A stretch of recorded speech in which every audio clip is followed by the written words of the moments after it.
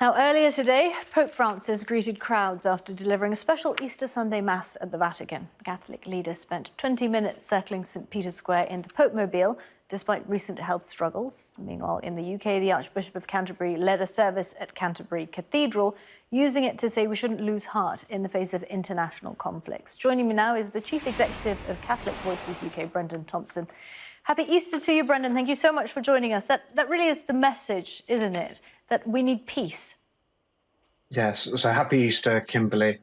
And yes, Pope Francis, in his usual tradition, this is the 10th Easter message and blessing called Urbi et Orbi, which means to the city and the world. And in it, it's a kind of temperature check for the world.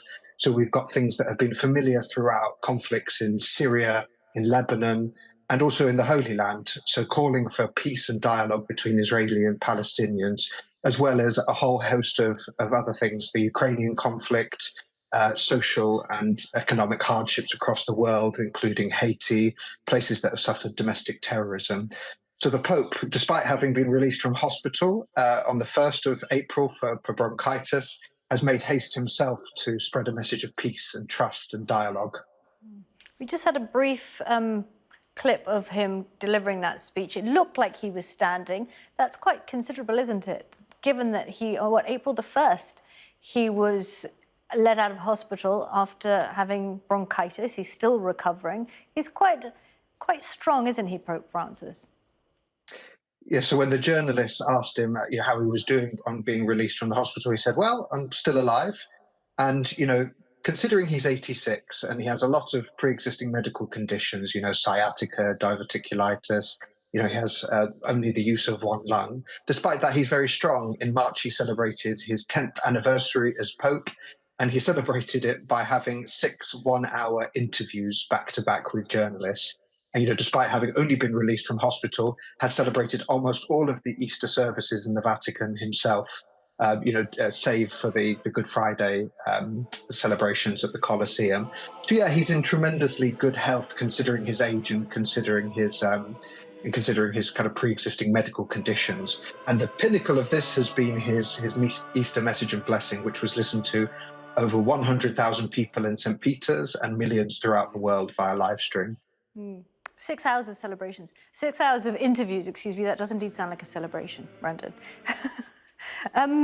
Were there concerns that he wasn't going to make it today?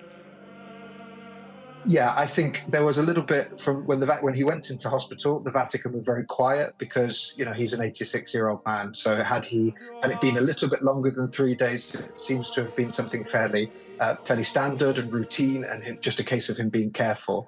But as we can see from the footage and from, the kind of the enthusiasm and encouragement of his messages, he's here to stay. He sees the papacy as something that's done until the end of one's life, and so is living that with joy.